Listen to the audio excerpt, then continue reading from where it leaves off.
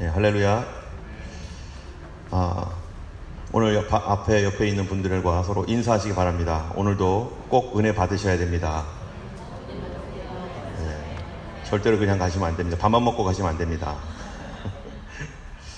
네, 이 호주에 사는 우리들은 어떨 때는 가끔 가다가 정체성의 혼란을 느낍니다. 내가 한국인인가 아니면 호주 사람인가. 특히 우리는 좀 덜하지만 우리의 2세들, 우리의 자녀들은 한국 사람인지 호주 사람인지 헷갈려 할 때가 많이 있습니다. 저는 호주에 2000년에 처음 오게 되었는데요. 신앙 훈련을 위해서 또 공부를 위해서 호주에 가기로 결정을 하고 2000년 말에 호주에 왔습니다. 그러다가 2004년에 약 3년 반 동안 호주에 있다가 귀국을 했고, 그리고 약 5년 정도 한국에서 사역하다가 2008년도에 다시 나이 40대가 넘어서 다시 이 호주로 와서 지금까지 있습니다.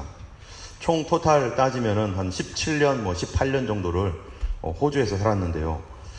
이 어린 시절과 청년 시절은 제가 한국에서 한국인으로 살았습니다.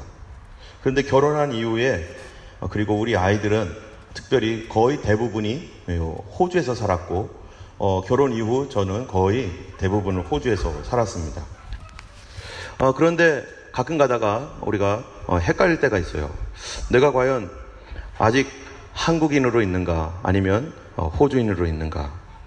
아침 식사를 할 때 누룽지를 먹든지 꼭 밥을 먹어야만 되고 된장을 먹고, 또 한국말 너무 잘합니다. 지금도. 예, 영어는 거의 못하는 상황이고요. 또 뉴스를 보면은 한국 채널을 틀지 호주의 나인뉴스 이런 거 안 봅니다. 그냥 호주 소식은 누군가가 전해주면 듣고 한국 소식을 오히려 더 많이 들고 그렇습니다. 또 한국에 어떤 문제가 생기면 거기에 대해서 걱정하고 근심하고 또 좋아하고, 호주보다는 훨씬 더 한국적 정서가 사실은 제가 굉장히 강합니다. 도대체 나는 누구인가? 또 우리가 생각할 때 도대체 한국인은 누구인가? 이 부모가 한국 사람이라고 해서 내가 한국인인가? 또는 한국에서 내가 태어났기 때문에 한국인인가? 이 우리 중에는 이 부모님이 이 국적이 다른 분이 있어요. 한국 사람이지만 또 엄마나 다른 분들은 중국 사람이나 또는 서양인의 어떠한 그러한 여러 다국적인 어떠한 배경을 갖고 있는 사람도 있습니다. 그러면은 우리 2세는 도대체 누군가? 예전에 제가 어떤 어린이 집회에 갔었을 때 어린이 학교 선생님이 애들한테 물어봤어요. 초등학교 또 이제 중학교 막 올라가는 애들한테, 너희는 어느 나라 사람이니? 너희는 어디 사람이니? 라고 물을 때 애들 거의 100%가 우리 호주 사람이에요, 이렇게 얘기를 하는 거예요. 그 아이들은 호주에서 초등학교 나오고 또 중학교로 올라갔죠. 그 호주에서 낳은 아이도 있죠. 그래서 그 아이들은 호주 사람이라고 하는 정체성을 갖고 있는데, 그런데 또 어떤 애들은 호주에서 태어났지만 호주 사람이라고 생각 안 하는 애들도 있습니다. 나는 한국 사람이죠. 내가 비록 호주에 태어났지만 우리 부모님이 한국 사람이니까 나는 한국 사람이에요. 그렇게 생각하는 사람도 있어요. 도대체 어떤 아이들은 나는 호주에서 태어났고 호주 생활을 여기서 오래 했으니까 호주 사람이지 라고 하고, 어떤 아이들은 똑같지만 아니야 나는 한국 사람이야 라고 그렇게 말하는 그 이유가 뭘까? 나는 도대체 누구일까? 라고 하는 자기 정체성에 대해서 여러 가지 원인이 있겠지만, 그 중에 하나가 뭐냐면요, 이 역사의식이라는 겁니다. Historical Consciousness. 발음 맞나요? Consciousness. 어렵네요. 역사의식. 내가 어떤 역사를 나의 역사로 인정하느냐에 따라서 그것이 이 나의 정체성에 굉장한 영향을 미칩니다. 내 부모님의 역사를, 내 부모님이 가지고 있는 역사의식과 그 역사를 나의 역사라고 생각한다면 그 아이는 부모님의 국적을 따르겠죠. 부모님의 어떠한 정체성을 갖겠죠. 그렇지만 그거를 상관하지 않는다면 이 아이는 다른 식의 생각을 가지고 있을 겁니다. 이 역사라는 것은 우리가 짧게는 얼마 전 얘기도 되지만 수백 년, 수천 년 전에 일어났던 우리의 삶에 연결되어 있는 어떤 히스토리예요. 내가 태어나기도 전에 있었던 일을 마치 내 일처럼 여기는가. 여러분, 여기에 보면은 누굽니까, 이분이? 예, 우리 한국의 성웅이라고 하는 이순신 장군이에요. 가운데 있는 분은 누굴까요? 이분이요? 가운데 분도 이순신 장군이에요.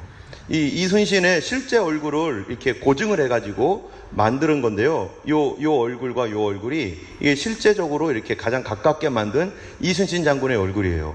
그런데 우리가 이순신을 생각하면은, 와, 우리 민족을 구원한 사람, 살린 사람, 그 일본의 엄청난 배들, 300척이 넘는 배들을 열척으로 이긴 영웅 하면서 굉장히 자랑스러워 합니다. 왜 우리가 자랑스러워 할까요? 우리가 한국 사람이니까. 이 일이 나와는 너무나 멀리 있었던, 지금으로부터 이 임진왜란이 몇 년 전이에요, 벌써. 500년이 훨씬 넘은 그러한 500년 전에 있었던 그 일을 마치 내 일처럼 느끼고 거기에 대한 승리와 또 이순신 장군이 했던 그 일들을 굉장히 자랑스러워 여기는 거. 나하고는 너무나 오래 떨어져 있는데도 나는 그거를 좋아한단 말이죠.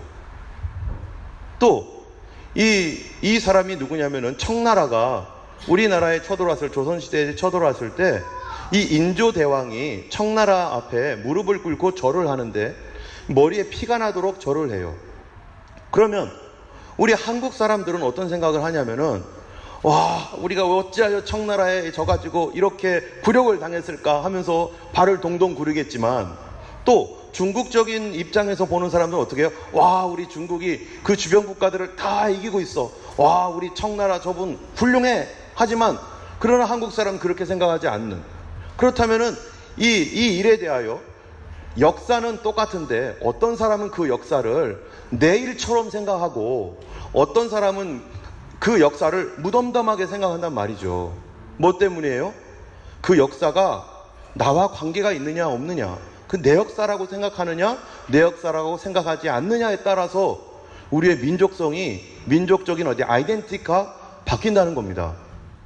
여러분, 제임스 쿡이라고 하는 이 사람이 호주에 도착한 영국 선장인데, 이 사람에 의해서 호주와 뉴질랜드의 깃발이 꽂히고 그랬습니다. 그리고 그 후에 온 많은 그런 이 호주 정착민들로 인해서 애버리진이 학살을 당하기도 하고, 또 그러면서 또 이 호주 사람들이 점점점 영국에서 온 사람들, 독일에서 온 사람들, 세계 각국에서 온 사람들이 이 그룹을 지어서 이 멜본이라든지 아들레이드 이렇게 막 모이면서 호주 사회가 형성이 되었는데요. 이 호주 사람들이 여기 도착한 거에 대해서 여러분 어떻게 생각하세요? 와, 우리 민족이야, 우리나라야, 우리 사람들이 그랬어, 이렇게 생각합니까? 애버리진이 어려움을 당할 때, 아, 우리의 죄야, 우리의 죄, 이렇게 생각합니까? 아니면은 무덤덤합니까? 그냥 그렇지 그게 나는 여기에 살고 있지만 그 역사하고는 난 상관없어, 이렇게 생각하는 사람들이 아마 대부분일 겁니다. 내가 누구인가, 나는 어디에 속한 사람인가라고 하는 것은 여러분 이런 차원에서 보면요, 내가 정확하게 알아요. 그쵸? 나는 호주 사람인가 아니면 한국 사람인가, 이미 내 속에서 누구를 응원하고 어떤 감정을 가지고 있는가, 그것이 바로 내가 정말 속해 있는 내 마음의 민족성이죠. 여기 보면은 이 위에는요, 호주 국가대표, 호주 축구 국가대표 마크라고 합니다. 밑에는 한국 국가대표 마크예요. 호주하고 한국하고 열심히 공 하나 놓고서 이렇게 머리를 들이면서 막 할 때 우리는 누구 응원하죠? 이거 어떻게 해야 되지? 이럴 때 막 고민하며 막 괴로워하나요? 고민할 것도 없어요. 예, 우리 줄리자매는 당연히 한국 응원하겠죠. 그런데 또 다른 사람들은 호주 응원할 수도 있어요. 그거를 보면서, 아, 나는 호주 사람이구나. 아, 나는 한국 사람이구나. 아, 나는 중국 사람이구나. 아, 나는 영국 사람이구나. 자기 정체성을, 이거를 보면서 내가 어디에 있는지 알게 된다는 것입니다. 이거를 가리켜서 뭐라고 한다고요? 이 민족적 정체성. 그런데 그거는 스스로 알고 있어요. 이와 마찬가지로 영적 정체성도 있단 말입니다. 영적 정체성. 이 spiritual identity. 과연 나는 그리스도인 맞나? 여러분이 영적 정체성이라는 것은 영원한 거예요. 왜냐하면 민족적 정체성이라는 것은 우리 몸이 있는 동안만이지만 영적 정체성은 내가 영원히 사라지지 않잖아요. 그러면 이 영원한 영적 정체성, 바로 내가 그리스도인인지 아닌지는 우리가 어떻게 할까요? 바로 성경의 역사가 나와 상관이 있는가? 그 성경에 기록되어 있는 그 모든 일들이 나의 역사로서 내가 받아들이고 있는가? 아니면 성경은 성경이고 나는 나지 이렇게 하고 있는가? 내 안에 성령님께서 내가 그리스도인이라고 성경에서는요 증언해 준다라고 얘기하고 있습니다. 여러분 한번 볼까요? 같이 로마서 8장 15, 17입니다. 다시는 무서워하는 종의 영을 받지 아니하였고 양자의 영을 받았으므로 아바 아버지라 부르짖느니라. 성령이 친히 우리 영으로 더불어 우리가 하나님의 자녀인 것을 증언하시나니 자녀이면 또한 후사 곧 하나님의 후사요 그리스도와 함께한 후사니 우리가 그와 함께 영광을 받기 위하여 고난도 함께 받아야 될 것이니라. 여기 보면은 양자의 영을 받았기 때문에 갑자기 우리가 하나님의 아버지가 아니었는데 어느 날부터 하나님을 아버지라고 부른다는 거예요. 그리고 성령님이 친히 우리 영으로 더불어서 우리가 하나님의 자녀인 것을 성령님이 내 안에서 증언을 하신대요.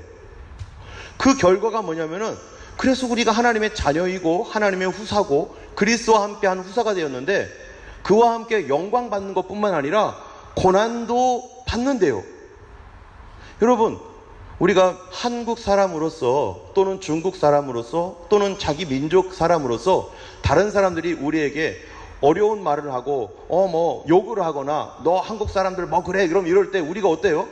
막 화도 나고 어떨 때는 한국 사람인 이유 때문에 고난을 받지만 우리가 한국인이라고 하는 거에 대해서 포기하지 않잖아요. 그렇죠? 나 오늘부터 이렇게 어려움을 당하니까 나 오늘 한국 사람 안 할래 하고서 그냥 버리는 사람 없잖아요. 그래도 나는 한국 사람, 아무리 누가 뭐라고 해도 나는 한국 사람이야. 내 마음은 알고 있잖아요. 누군가 핍박을 해가지고 어려워가지고 한국 사람인 거는 숨기는 한이 있지만 내 마음 깊숙한 곳에서는 나는 한국 사람이야 라고 하는 그런 정체성, 나는 중국 사람이고 나는 누구고라고 하는 이 정체성이 있는 것처럼 성령님께서 우리 안에 이런 증거를 주실 때 성경은 말하기를 그가 고난도 받는다, 네가 그리스도인이기 때문에 어려운 일을 당한다 라고 할 때 그래 나는 그리스도인이야. 혹시 내가 다른 사람 앞에서 내가 그리스도인이다라고 말을 못할지라도 내 속 깊숙한 곳에는 아니야 나는 그래도 그리스도인이야 라고 하는 이 깊은 마음이 있다라는 거, 그거는 누구 때문이라는 거예요? 그게 바로 성령께서 우리가 하나님의 자녀인 것을 네가 아무리 부정해도 너 하나님 자녀야 라고 하는 걸 증언하신다라고 성경에는 얘기하고 있는 것입니다. 내가 진짜 그리스도인인가?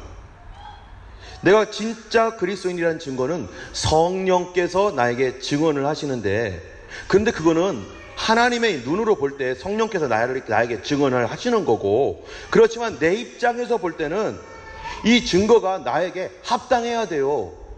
이 증거가 나에게 이해가 돼야 되고, 내가 하나님의 자녀고 성경의 역사와 그런 모든 것들이 나와 연결되어 있다는 것을 내가 어떻게 내가 스스로 연결시킵니까?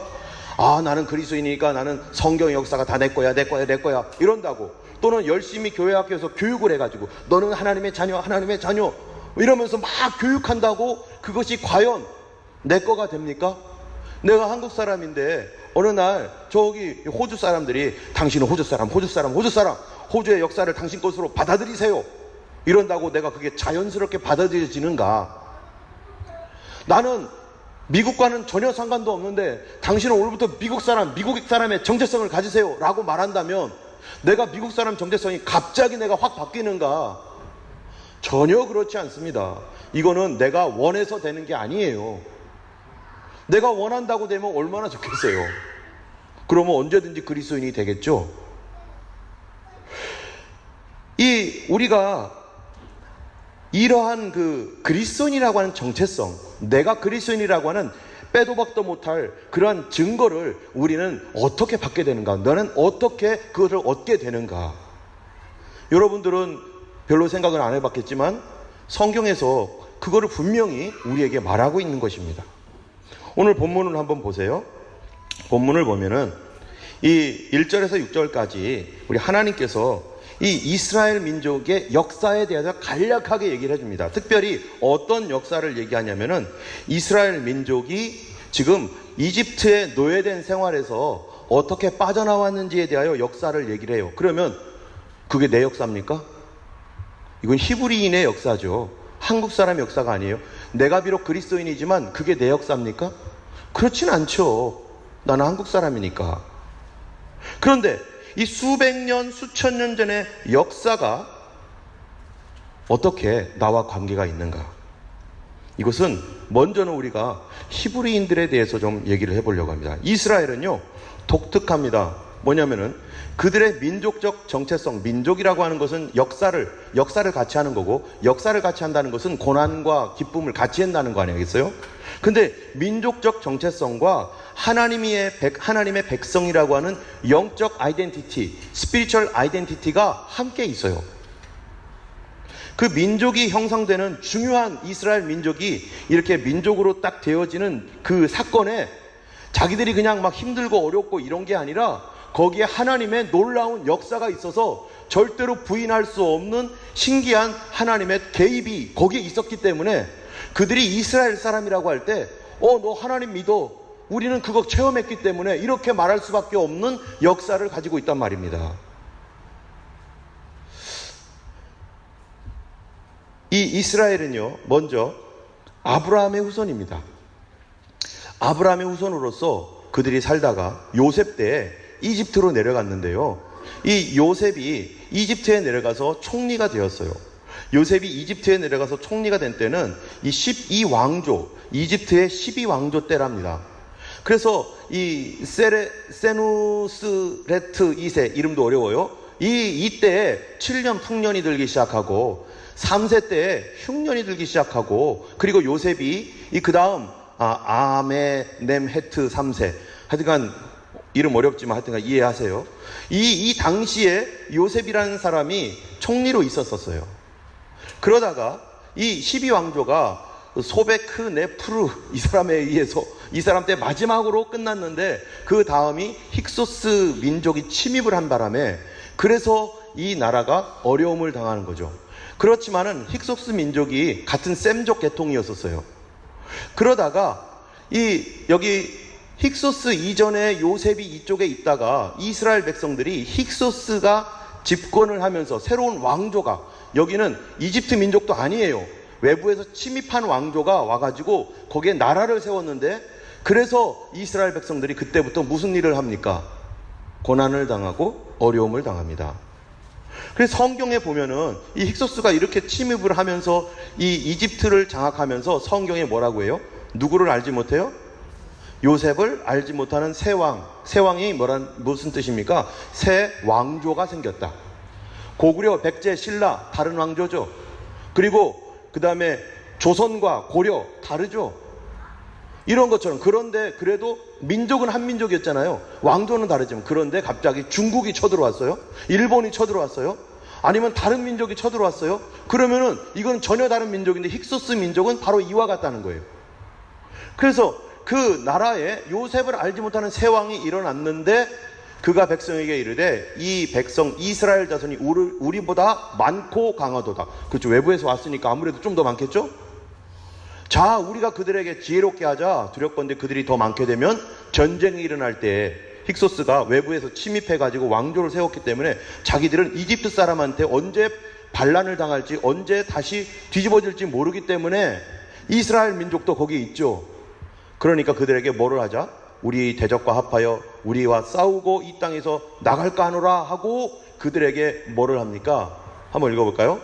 감독들을 그들 위에 세우고 그들에게 무거운 짐을 지워 괴롭게 하여 그들로 바로를 위하여 국고성 비동과 라암셋을 건축하게 하니라 하면서, 그때부터 힉소스 민족이 지배했을 그 처음부터라기보다도 점점점 많아지면서 어느 정도의 위기의식을 느끼고 나서 이 사람들을 가만두면 안 되겠다라고 해가지고 그때부터 노예화시켜서 그들이 곤란을 겪고 노예 생활을 하게 되었다는 것입니다. 이러한 때에 하나님께서 누구를 보내는 거예요? 바로 모세를 보내어서 이스라엘을 거기서 탈출시키려고 모세를 보내는 겁니다. 그런데 이스라엘 백성들이 이렇게 노역을 하면서 고통을 받을 때 그들이 어떻게 그 민족으로부터 그 힉소스의 그 강력한 군대와 그런 강력한 그런 지배에서 어떻게 벗어납니까? 벗어날 방법이 있습니까? 그들은 노예인데 무기도 없고 군대도 없고 경제력도 없고 아무것도 없어요. 그런데 그가 어떻게 여기서 벗어나요? 벗어날 능력이 없죠. 그런데 유일하게 벗어나게 했던 놀라운 일은 사람의 힘이 아니라 하나님께서 역사했다는 것입니다. 그래서 성경에 보면은 뭐라고 되어 있습니까? 하나님이 역사를 하는데 이 모세를 통해서 이 하나님이 직접 모세와 함께 개입을 하셔서 누구를 찾아가요? 바로왕을 찾아가서 뭐라고 합니까? 내 백성 내놔라. 내 백성을 가게 하라. 지금 군대 동원해서 간 게 아니에요. 모세 혼자 덜렁 가가지고 하나님이 그러시는데 내 백성 보내라고 그래. 그러니까 파라오가 어떻게 해요? 기도 안 찾아. 뭐? 웃기는 소리 하고 있네. 지금 누구 역사 얘기하는 거예요? 지금 우리 이스라엘 역사 얘기하는 거예요. 우리 민족 역사가 아니에요, 지금. 여러분 역사처럼 막 이렇게 흥분하게 들으시면 안 됩니다. 어쨌든 그런데 이따 보면 그게 왜 내 역사인지 알게 되죠. 이 파라오가 웃기는 소리 하고 있지 마 하고서 이들을 내쫓아요. 그때부터 10가지 재앙이 떨어집니다. 피, 개구리, 이, 파리, 악질, 독종, 우박, 메뚜기, 드디어는 온 나라가 캄캄한 흑암에 갇히도록 그렇게 하는데도 파라오의 마음이 아주 강팍해요. 여러분 여기 혹시 이집트 분이 계신가요? 그럼 이 얘기 들으면 어떤 생각 갖겠어요? 와, 우리 이집트가 왜 그랬을까? 이랬겠습니까? 더욱 눌러야 돼. 이렇게 생각하겠습니까? 그런데 이 흑암 가운데서도 파라오의 마음이 바뀌질 않으니까 하나님께서 마지막으로 뭐를 합니까? 이제 6월절 날 어린 양을 잡아라. 그 당시에는 6월절이라는 게 없죠? 어린 양을 잡아가지고 문설주에다가 피를 발라라. 이제 이것이 마지막인데 내가 그 밤에 뭐 하겠다는 거예요? 그 밤 내가 이집트 온 나라에 다니며 누구든지 이 문설주에 피가 없는 어떤 가정이든지 들어가서 피가 없으면 그 첫 번째 아들을 장자를 죽일 것이다.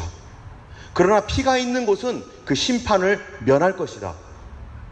이집트와 모든 신들에게 벌을 내릴 것이다. 그들이 지금 이스라엘 백성들을 억압하고 죽이고 고난을 당하게 하고 있기 때문에 그들을 심판하는 시간이 되어서 하나님께서 이스라엘 백성들을 거기서 보존하시려고 그들을 해방시키시려고 그 일을 하고 있습니다. 어린 양의 피를 통해서. 이게 말이 됩니까? 한 민족이 구원받는데 어린 양의 피를 통해서 구원받는 데가 어디 있어요? 그런데 하나님이 개입을 하신 거예요. 그래서 그날 밤에 어린 양의 피를 바른 사람과 바르지 않은 사람들이 있는데 13절에 보니까 출애굽기 12장 13절 같이 읽어볼까요? 내가 애굽 땅을 칠 때 그 피가 너희 거하는 집에 있어 너희를 위하여 표적이 될지라. 내가 피를 볼 때 너희를 넘어가리니 재앙이 너희에게 내려 멸하지 아니하리라. 재앙이 멸하지 아니할 것이다. 피를 발라라 하신 대로 그날 밤 정말로 하나님의 역사가 나타납니다. 밤에 많은 사람들, 이집트에 있는 많은 사람들의 아들이 죽고, 그러나 피를 바른 사람은 이집트 사람이건 아니건 상관없이 그들은 살아나게 돼 있어요. 그들은 삶을 받고 구원을 받는데 그 순간에 하나님께서 이스라엘 백성들을 이집트에서 이제는 다 나올 수 있도록, 이스라엘의 이집트의 파라오가 뭐라고 해요? 제발 가라고, 제발 가라고 하면서 이제는 놓아주고, 가면서 이스라엘 백성들이 사람들에게 금과 은을 달라고 하니까 사람들이 빨리 가 하면서 금, 은, 보석을 막 주면서 막 내보내는 거예요. 그날 아침부터 사람들이 웅성웅성거리면서 이스라엘 백성들이 쫙 이집트를 탈출합니다. 이집트를 탈출하는데, 그런데 이 뒤에 이 파라오가요, 마음이 바뀌어가지고 저놈들을 탈출하지 못하도록 내가 다 죽여버리겠다. 차라리 다 죽여버리겠다. 지금 아들을 잃은 이 파라오가 너무 화가 나는 거죠. 하나님에 대하여 막 대항을 하면서 자기가 10번씩이나 하나님을 대적하여 여기까지 왔는데 그 마음을 전혀 바꾸지 않아요. 여러분, 사단은요 마음 안 바꿉니다. 하나님에 대한 마음을 바꾸지 않습니다. 고난 받는다고 바꾸겠어요? 안 바꿉니다. 어려워도 안 바꿔요. 우리가 마음이 바뀌었다는 거에 얼마나 감사한 일인지 몰라요. 이집트의 왕이 이스라엘 백성들을 죽이겠다고 쫓아오는데, 그런데 이스라엘 백성들은 어디로 인도함을 받았어요? 하나님께서 홍해 앞으로 인도했어요. 아니, 빨리 도망가도 현찮을 바에, 그런데 바다 앞으로 인도하셨으니 얼마나 이 백성들이 당황했겠어요. 그리고 막 모세를 원망하고 모세가 우리를 죽이려고 한다 하면서 이럴 때 모세가 무릎 꿇고 하나님께 기도했더니 하나님께서 모세야, 왜 엎드려 있느냐? 너 지팡이를 가리켜라. 그리고 하나님의 역사가 나타난 동풍이 불면서 바다가 갈라지는데요, 성경에 보니까 좌우에 벽이 되었다. 물이 좌우에 벽이 되었다는 거예요. 이런 엄청난 기적이 일어나고, 그리고 이스라엘 백성들은 그 좌우에 벽이 되어 있는 홍해를 통과합니다. 지금 몇 사람이 통과할까요? 약 200만 명이라는 거예요. 추측으로. 남자만 60만 명이었으니까 가족들까지 합치고 아이들까지 합치면 200만 명인데, 여러분 한번 생각해 보세요. 200만 명이 동시에 하나님의 역사를 같이 경험해요. 200만 명이 함께 하나님께서 하시는 놀라운 일을 경험을 해요. 예를 들어서 우리 교회가 어떤 문제를 가지고 기도를 했어요. 기도를 했는데 그 기도에 하나님이 응답하시는 것을 우리가 직접 체험했다고 해보세요. 우리가 어떻게 같이, 그러면 무슨 생각 들어요? 우리는 하나야. 우리는 한 교회야. 만약에 여기에서 또 다른 어떤 문제가 있어서 우리가 합심하여 그거를 같이 기도했을 때, 우리가 같이 체험하고 같이 능력을 경험하고 같은 하나님을 체험했다면 뭐가 생겨요? 여기서 우리는 공동체구나, 우리가 하나구나. 이런 고난과 어려움을 통해서 민족적 정체성이 생기는 거예요. 이스라엘 백성들이 그런 고난과 어려움을 함께 겪어가면서 자기들의, 우리 민족은 히브리 민족이야, 우리는 이스라엘 민족이야 라고 하는 이 정체성이 강력하게 생기는 겁니다. 여러분, 군대 갔다 오신 분들은 알잖아요. 전우라고 하고, 그 다음에 이 전우회가 있다고 하잖아요. 그거 뭡니까? 같이 훈련받고 같이 죽음을 같이 나누면서 전쟁이 일어났을 때 함께 한 소대원으로서, 한 분대원으로서 함께 죽을 고비를 넘기면서 함께 싸워나갔던 사람들이 가지고 있는 그 죽음과 같은 고난을 함께 겪어가면서 이겼던 그 사람들의 끈끈한 이 우정과 이러한 이 공동체성, 그게 전후회 아니겠어요? 이스라엘의 이 수많은 사람들이 한꺼번에 그 일을 경험하면서 우리는 이스라엘이야, 우리는 이스라엘이야. 뒤에 이 일을 따라왔던 그 백성들은요, 이집트 사람들은 거기서 다 무너지고 다 수장됩니다. 하나님께서 다 무너뜨립니다. 이 일이 누구에 의해서라고요? 한번 읽어볼까요? 어떤 신이 와서 시험과 이적과 기사와 전쟁과 강한 손과 편팔과 크게 두려운 일로 한 민족을 다른 민족에게서 인도하여 낸 일이 있느냐? 이는 다 너희 하나님 여호와께서 애굽에서 너희를 위하여 너희 목전에서 행하신 일이라. 너희가 몇 명이나 된다고요? 200만 명이 되는 거예요. 이들이 거기를 나오자마자 평탄했습니까? 평탄하지 않았어요. 그 사람들이 동시에 목이 말라서 쓴물 앞에 가서 마라의 쓴물을 먹다가 배가 아파가지고 뒹굴뒹굴 구를 때 하나님께서 가지를 던지게 함으로 그 물이 달아져 가지고 그 물이 변하여서 단물이 되어서 사람들이 고침을 받고 치료되고, 이거 모든 사람들이 경험하고, 또 가다가 배가 고프니까 음식이 다 떨어짐으로 하늘에서 만나와 메추리아기가 내리고 같이 나눠 먹고, 목이 말라가지고 어쩔 줄을 모를 때 어떤 일이 생겼어요? 르비딤에서 하나님께서 바위를 갈라버린 바람에 바위에서 물이 솟아서 나오는데, 이게 실제 그 바위입니다. 레이저로 막 짜갠 것 같이 막 이렇게 돼 있잖아요. 이 바위에서 물이 쏟아져 나오면서 그 밑에 있는 이스라엘 백성들이 물을 마음껏 마시는 그런 놀라운 경험을 혼자 하는 게 아니라 모두가 같이 하면서 그들에게 두 가지가 생겨요. 하나는 우리는 히브리 민족이야 라고 하는 민족적 정체성, 두 번째로는요, 우리는 하나님 백성이야 라고 하는 영적 정체성이 동시에 생기는 거예요. 거기에다가 하나님께서는요, 그들에게 더 놀라운 거를 주는데, 우리 1절, 2절 한번 읽어보겠습니다. 이스라엘 자손이 애굽 땅을 떠난 지 3개월이 되던 날 그들이 시내 광야에 이르니라. 그들이 르비딤을 떠나 시내 광야에 이르러 그 광야에 장막을 치되 이스라엘이 거기 산 앞에 장막을 치니라. 여기 르비딤이잖아요. 지금까지 여기까지 이렇게 와서 이 르비딤에서 이제 이런 놀라운 일을 하고, 그리고 광야에 시내 광야로 가가지고 장막을 쳤는데 그 앞에는 시내산이 있는 거죠. 그런데 시내산 앞에서 하나님께서 이런 체험을 다 온 사람들, 함께 온 사람들에게 하나님께서 그냥 거기서 이제 가자 이런 게 아니에요. 너희들 잠깐만 여기서 도장 찍고 가자.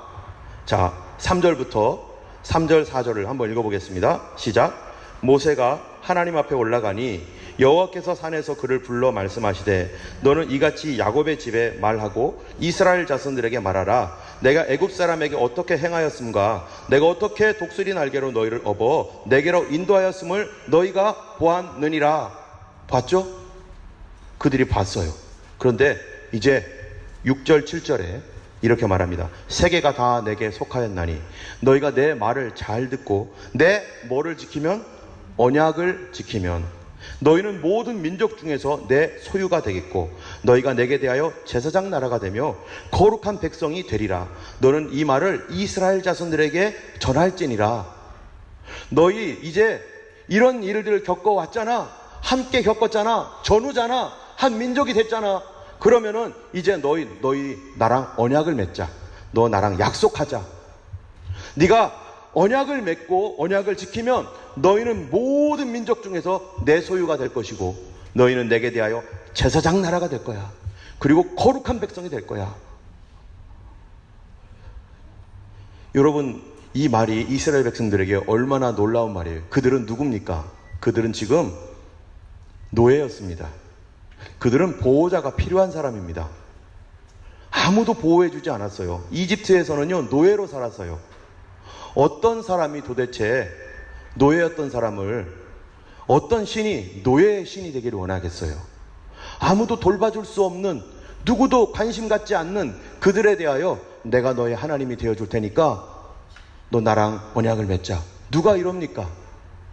그런데 하나님께서 아무도 돌봐주지 않고 노예처럼 비참하게 살아가는 그들에게 하나님이 다가오셔서 너 나랑 언약 맺자. 너 봤지? 내가 누구인지. 언약을 맺자. 우리 같으면, 인간 같으면 어떻게 하겠어요? 그래도 괜찮은 사람에게 가가지고 나하고 언약을 맺자고 하지 않겠어요? 예전에 어떤 분이 입양시설에 갔었는데 자기 아이가 없어서 아이가 있어도 하나 더 입양하려고 아이를 데리러 갔는데요. 그가 마음속에 어떤 아이는 다 이쁘고 귀여우니까 아이가 어떤 아이가 나올까 해가지고 거기에서 이렇게 그냥 아무나 이렇게 아이를 이렇게 임의로 이렇게 그 사람 앞에서 이 아이를 데려가시라고 해줬다는 거예요. 그런데 그 아이가 너무 못생겼어. 너무 못생겼어요. 그래가지고 엄마 아빠 마음이 어떻게 하겠어요? 이 크리스찬인데 못생겨도 괜찮아, 그냥 데리고 살지, 이럽니까? 아니면 마음속에 왜 하필이면 이렇게 못생긴 애냐 세상에. 그래서 엄마 아빠가 고민을 했다는 거예요. 고민하다가 저기 있잖아요, 다른 애를 좀 보내주세요, 이렇게 얘기를 했어요. 다른 애로 좀 바꿔달라고. 그 못생긴 아이 입장에서는 그걸 알아들으면 어떻겠어요? 정말 하늘이 무너질 일이죠. 다른 애로 바꿔주세요.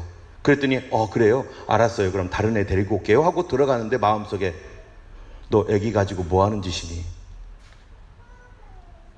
너 애기 갖고 뭐 하고 있니? 그런 마음이 갑자기 쓱 올라오더래요. 우리가 하나의 생명을 나에게 보내주신, 나에게 데려고 온 이 아이가 어떤 아이인 건 간에, 우리도 그렇죠. 우리 뱃속에서 어떤 아이가 나건 간에 우리는 이 아이를 책임지려고 할 텐데, 이 아이를 얼굴 보고서 너가 물건이니 걔가 무슨 물건이니? 그 마음이 오면서 하나님, 제가 잘못했습니다. 이 아이를 내가 받겠습니다. 그래서 이 아이를 데려왔다는 거죠. 하나님은요, 어떤 하나님인가? 우리는요, 사람 보고 나서 나한테 별로 안 좋을 것 같으면 버려 다른 사람을 바꿔. 그러지만 하나님은 누구를 하나님께서 택하셨다고요? 아무도 돌봐주지 않는 사람, 아무도 데려가지 않던 그 노예, 다른 사람에게 핍박받고 어려움 당하고 있는 그 사람을 하나님은 특별히 보셔서 긍휼히 여겨주신다는 거예요. 그를 위대하게 사용하시겠다는 거예요. 이스라엘 노예였지만 어떻게 됩니까? 세계 모든 민족에 뛰어난 민족이 되도록 하나님이 계획하시잖아요.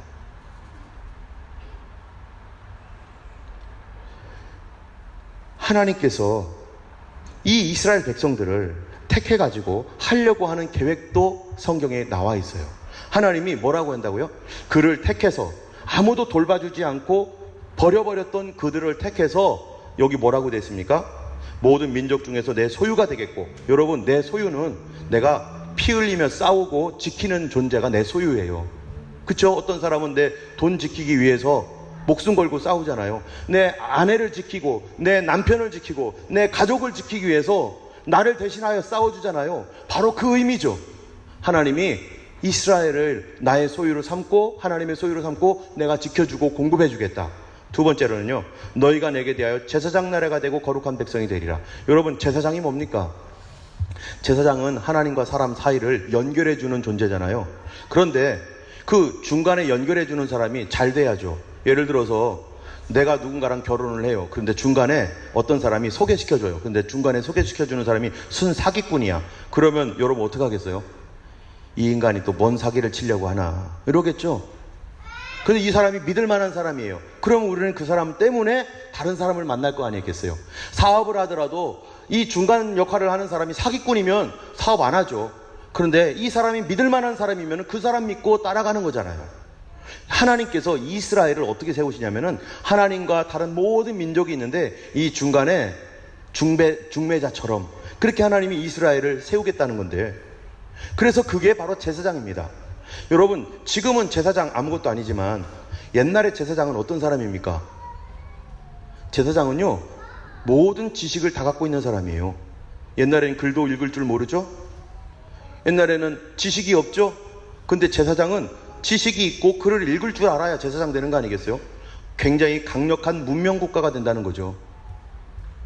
그런 제사장과 같은 나라, 쇼윈도에, 여러분 백화점 가면은 쇼윈도가 있는데 거기에 그 마네킹을 딱 세워놓고 옷 아주 이쁘게 걸어놓잖아요. 여성분들은 가면서 막 그 옷을 보면서 너무 이쁘다 해가지고 내가 입어보면 다 찢어져. 몸이 안 맞아가지고 갖고 왔더니. 근데 그 쇼윈도에는요, 그게 다 맞아. 마네킹들은 아주 그냥 그렇게 만들어놨어. 그 사람들로 아주 아름답게 보이고 너무 이쁘게 보이고 최고로 좋게 보이는 그런 모습을 보여줘야 사람들이 들어오잖아요. 하나님께서 이스라엘을 어떻게 만들겠다 하냐면은 바로 그와 같은 민족으로 만들겠다라고 하는 계획을 하나님이 제사장 나라 거룩한 백성으로 세웠다는 겁니다. 그 하나님의 그 계획을 이 신명기 4장 6절을 여러분 잠깐 한번 펴보시겠어요? 여러분 성경을 한번 펴보세요. 신명기 4장 6절. 그 계획을 하나님이 이렇게 말씀하세요. 신명기 4장 6절. 같이 한번 읽어보겠습니다. 신명기 4장 6절입니다. 5절 6절 이렇게 읽어볼게요. 5절 6절 7절까지 읽겠습니다. 시작. 내가 나의 하나님 여호와께서 명령하신 대로 규례와 법도를 너희에게 가르쳤나니 이는 너희가 들어가서 기업으로 차지할 땅에서 그대로 행하게 하려 함인즉 너희는 지켜 행하라. 이것이 여러 민족 앞에서 너희의 지혜요 너희의 지식이라. 그들이 이 모든 규례를 듣고 이르기를 이 큰 나라 사람은 과연 지혜와 지식이 있는 백성이로다 하리라. 우리 하나님 여호와께서 우리가 그에게 기도할 때마다 우리에게 가까이 하신 것 같이 그 신의 가까이함을 받은 나라가 도대체 어디 있느냐. 사람들이 어떻게 하게 만들겠다고 했냐면은 이 큰 나라 사람들은 과연 지혜와 지식이 있는 백성이로다. 여러분 교육하면은 다 이스라엘 가잖아요. 지금 어린이 교육 이스라엘 배우자 이러잖아요. 신명기 21장 한번 넘어가 볼게요. 21장. 신명기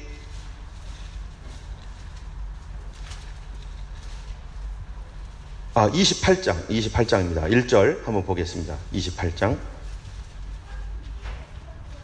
1절 말씀 같이 한번 읽어보겠습니다. 신명기 28장 1절 시작. 네가 네 하나님 여호와의 말씀을 삼가 듣고 내가 오늘 내게 명령하는 그의 모든 명령을 지켜 행하면 내 하나님 여호와께서 너를 세계 모든 민족 위에 뛰어나게 하실 것이라. 하나님 계획이 뭐라고요? 너 나랑 언약을 맺자. 그러면 제사장 나라가 될 텐데 너를 세계 모든 민족 위에 뛰어나게 내가 만들 거야. 이게 하나님의 계획입니다. 모든 민족이 보도록. 그러기 위해서 하나님이 지금 이스라엘 백성과 도장을 맺자, 도장 찍자, 언약을 세우자, 그 언약을 세우자라고 말하고 있는 거예요. 여러분이 언약을 세운다라고 하는 거, 그게 뭔 얘기입니까? 법적 효력을 갖는 겁니다. 예를 들어서 제가 있는데 내가 누군가를 입양을 해요. 그러면은 그냥 입양하면 그냥 데려오면 됩니까?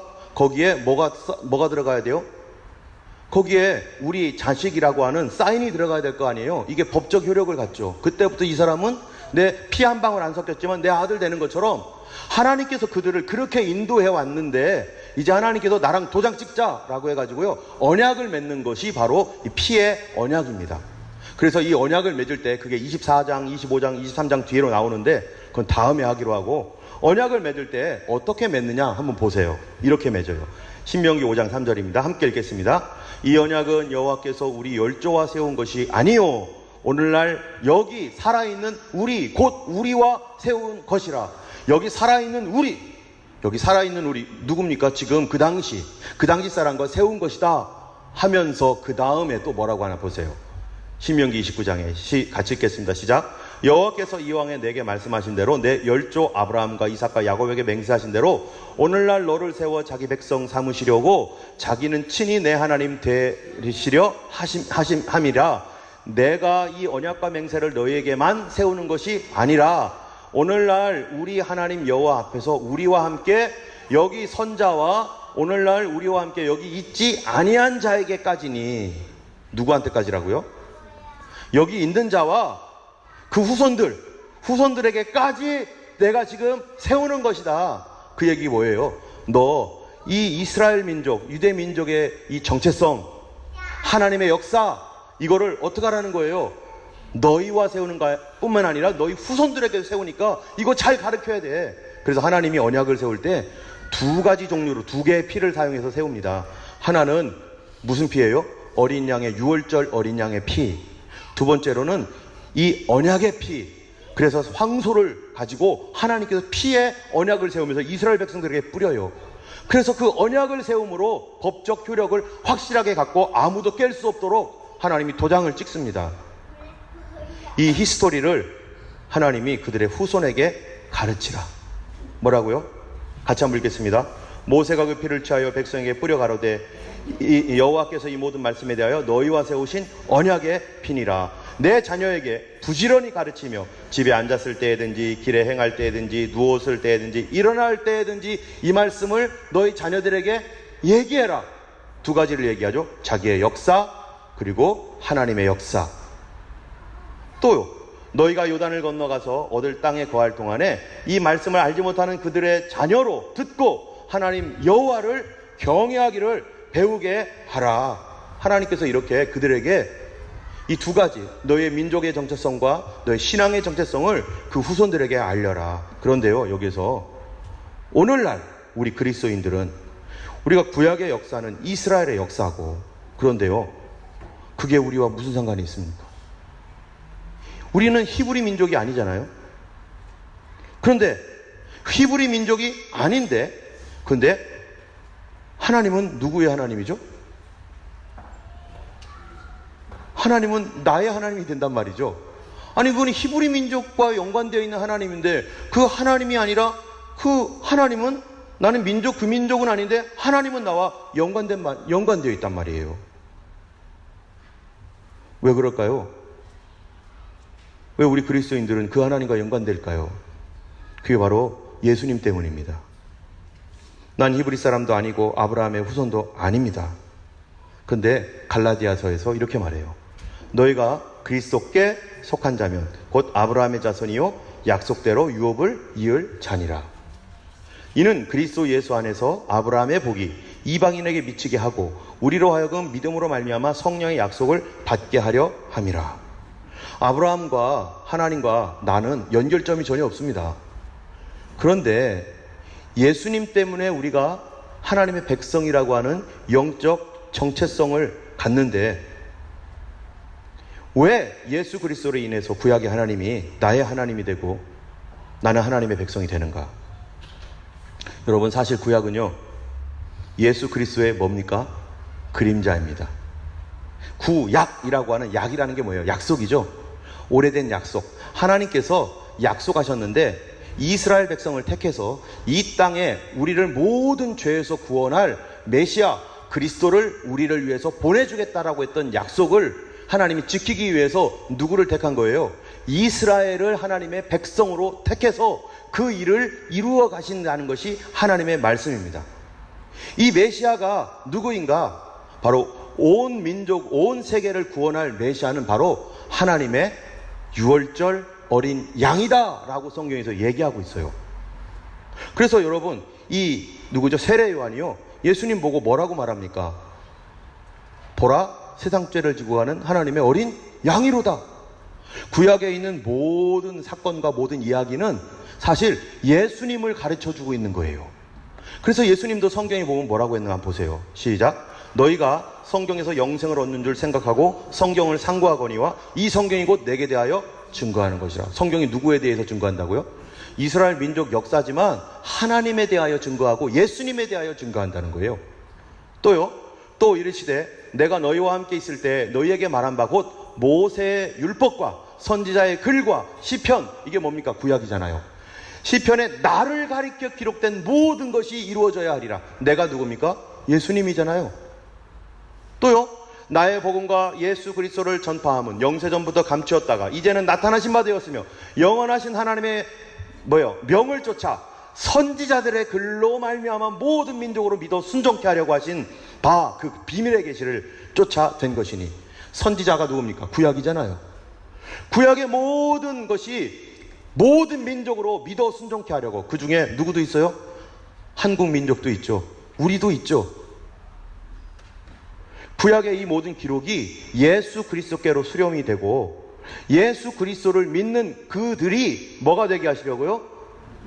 하나님의 백성이 되게 하시려고 주님이 계획을 해놓으신 것입니다. 그래서 이스라엘의 역사와 우리 민족의 역사가 다르지만 예수 그리스도 안에서 우리가 하나님과 연결이 되고 구약의 이스라엘의 역사와 우리가 연결이 되는 거죠. 그래서 예수님을 뭐라고 했다고요? 같이 읽어보겠습니다. 너희는 누룩 없는 자인데 새 덩어리가 되기 위하여 묵은 누룩을 내어버리라. 우리의 유월절 양 곧 그리스도께서 희생이 되셨느니라. 마태복음 26장 28절인데 아까는 고린도전서에서는 유월절 양 예수라고 했어요. 그런데 예수님이 십자가 지시기 전에 이 예수님 제자들을 모아놓고 뭐라고 해요? 같이 읽게요. 이것은 죄사함을 얻게 하려고 많은 사람을 위하여 흘리는 바 나의 피 곧 언약의 피니라.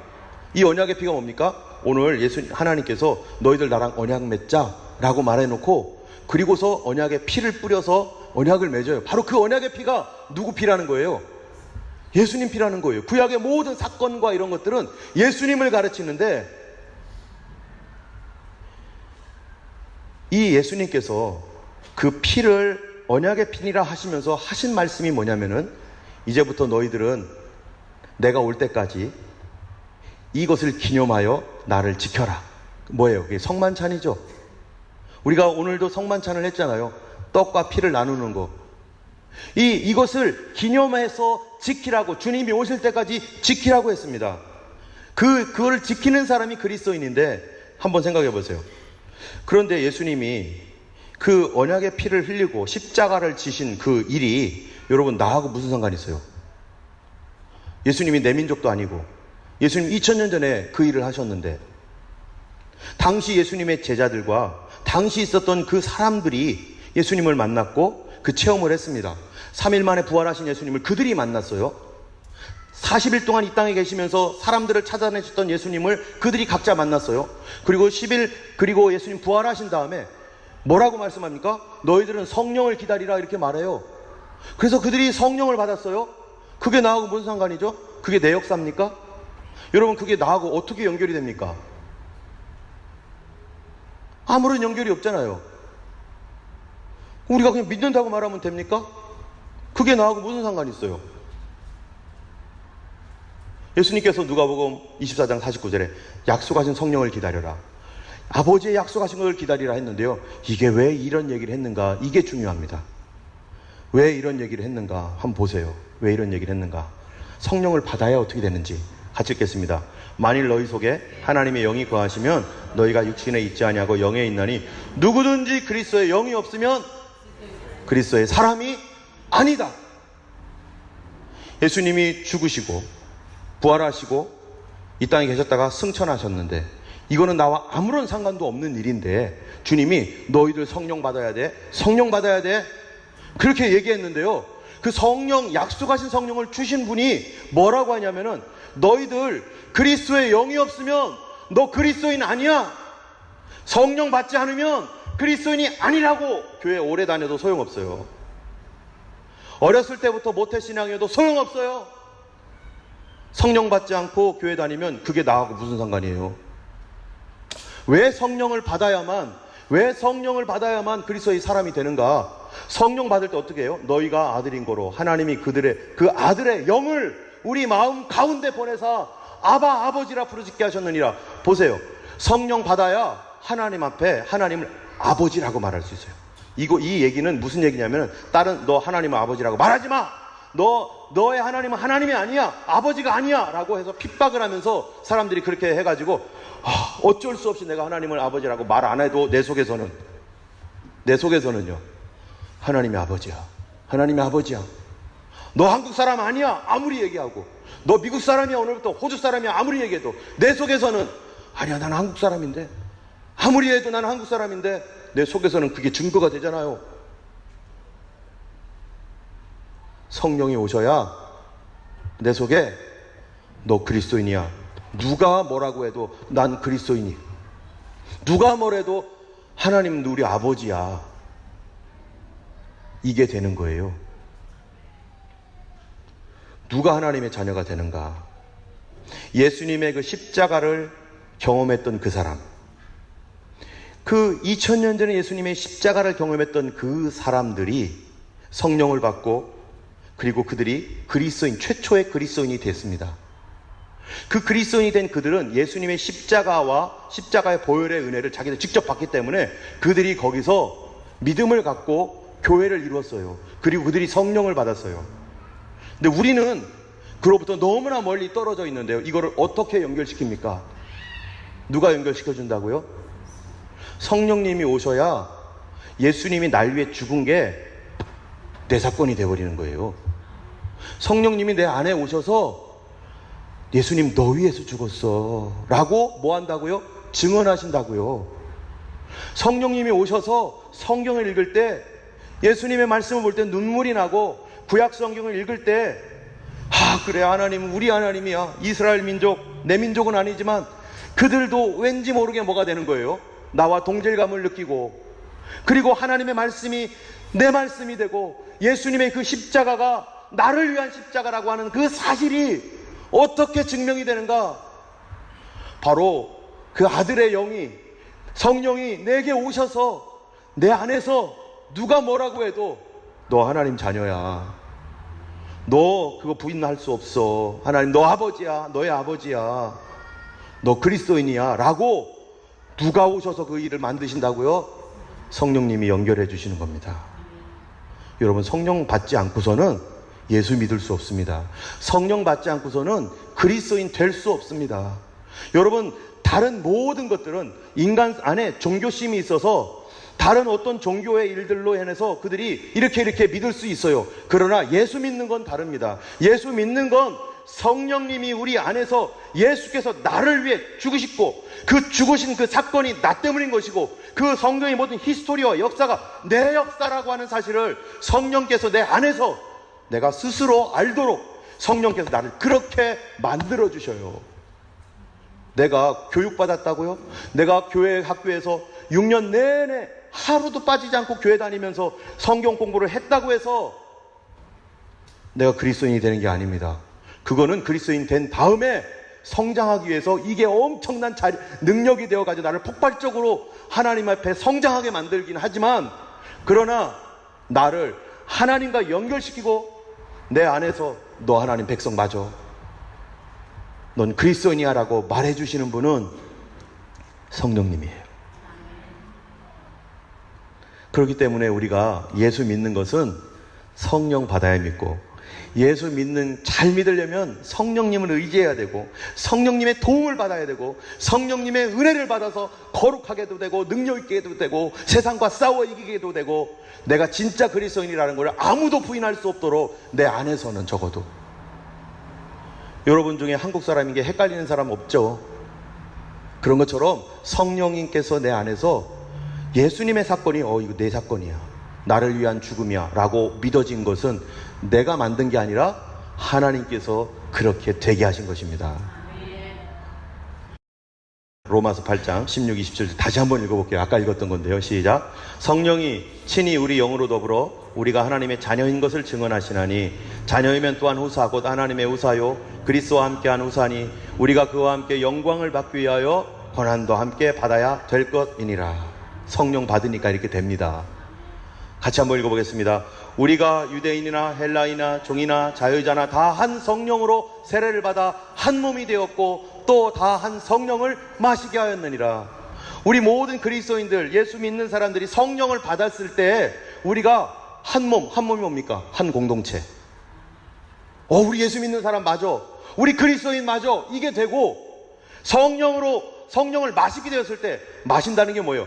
같이 흐른다는 거예요. 우리의 영성이 같이 흘러요. 여기에 있는 모든 분들과 한 영으로 흐르게 돼 있어요. 누가 오시면, 성령이 오시면. 옛날에는 교회에서 뭘 하자면 나 싫어, 기도하자, 아유 그런 거 왜 해, 이랬던 사람이 성령 받고 나면 기도 안 할려 우리? 기도하자 막 이러고 예수님과 같은 영으로 흐르죠. 이게 뭐 때문이에요? 성령 때문이죠. 내 마음이 아니에요. 같이 읽겠습니다. 예수께서 대답하시되 진실로 진실로 내게 이르노니 사람이 물과 성령으로 나지 아니하면 하나님 나라에 들어갈 수 없느니라. 육으로 난 것은 육이요 영으로 난 것은 영이니, 내가 너희에게 거듭나야 된다는 말을 너희가 어떻게 하라는 거예요? 기이 여기지 말라. 할렐루야. 성령으로 거듭나야 됩니다. 그 사람이 그리스도인입니다. 같이 읽겠습니다. 베드로가 가로되 너희가 회개하여 각각 예수 그리스도 이름으로 세례를 받고 죄 사함을 얻으라. 그리하면 성령을 선물로 받으리니. 우리 주님이 만들어 주십니다. 우리 주님께 물어보세요. 주님, 나 좀 바꿔주세요. 나도 예수님 사건이 내 사건이 되게 해주시고, 아직 우리가 거듭나지 않았다면, 교회는 오래 다녔지만 아직 변화되지 않았다면 성령을 보내주세요. 그래서 내가 교육받아도 안 되고 아무리 해도 안 되는 그것을 성령님이 내 안에서 믿게 해주세요. 예수님이, 하나님이 내 아버지가 되고 예수님이 나의 구세주가 된다는 사실을 나도 믿게 해주세요. 성령을 의지하지 않고서는 될 수가 없습니다. 이 시간 우리 함께 기도하겠습니다. 하나님, 나를 변화시켜 주시고, 우리 가족들, 아직 예수 믿지 않고 있는 가족들이 있다면, 교회는 나오지만 아직 변화되지 않았다면 주님 성령께서 도와주세요. 나도 예수님 거룩하게 따라가고 싶습니다. 내 능력으로 안 됩니다. 죄를 이길 수 없습니다. 성령님이 도와주세요. 성령님 바꿔주세요. 나를 만들어주세요. 이 시간 우리 같이 기도하겠습니다.